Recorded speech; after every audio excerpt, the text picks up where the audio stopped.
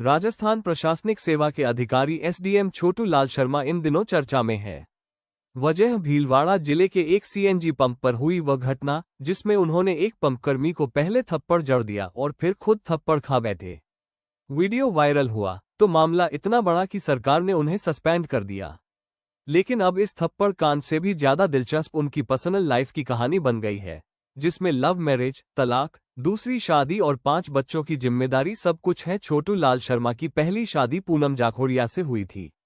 दोनों की मुलाकात एक कॉलेज में हुई थी, जहां दोनों लेक्चरर के पद पर कार्यरत थे। उस दौर में ही दोनों के बीच नजदीकियां बढ़ी और यह रिश्ता लव मैरिज तक पहुंच गया। पूनम बताती हैं कि हम दोनों ने एक साथ संघर्ष के दिन देखे। मैं उसके लिए आर्थिक मदद करती थी ताकि वो पढ़ाई पूरी कर सके। शादी के बाद भी हमने कभी किसी चीज की कमी नहीं महसूस होने दी। इस विवाह से उन्हें 2 बच्चे हुए। दोनों बच्चे आज भी भीलवाड़ा के एक बड़े प्राइवेट स्कूल में पढ़ते हैं। पूनम के मुताबिक जब 2018 में छोटू लाल का चयन राजस्थान प्रशासनिक सेवा (रस) में हुआ, तभी से उनका रवैया बदल गया।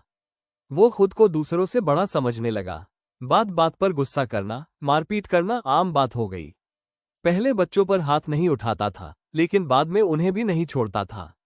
उन्होंने बताया कि वो कहता था कि अब मैं एसडीएम हूं, तुम बुरी लगती हो, मैं अब किसी और से शादी करूंगा। पूनम के अनुसार कोरोना महामारी के दौरान छोटू लाल ने बहाना बनाया कि पिलानी में अच्छे स्कूल है, वहां ऑनलाइन पढ़ाई भी चल रही है।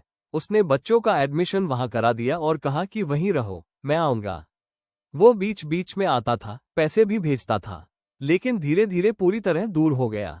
पूनम ने रोते हुए बताया कि 2023 में अचानक तलाक के कागज आए, जिन पर मेरे नकली सिग्नेचर थे।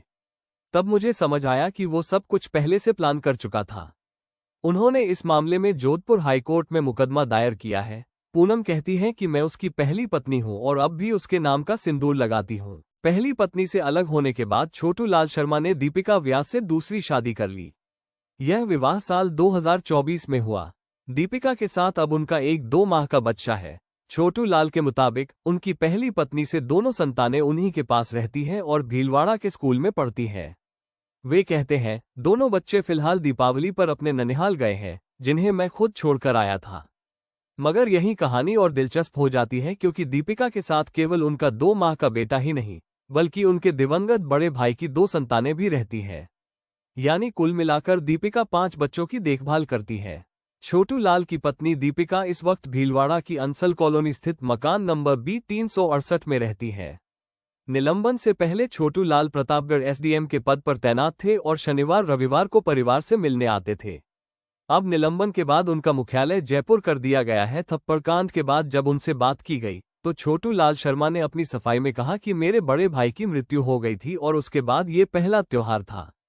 हम वहां जा रहे थे, रास्ते में गाड़ी में फ्यूल खत्म हो गया तो जसवंतपुरा पेट्रोल पंप पर रुके।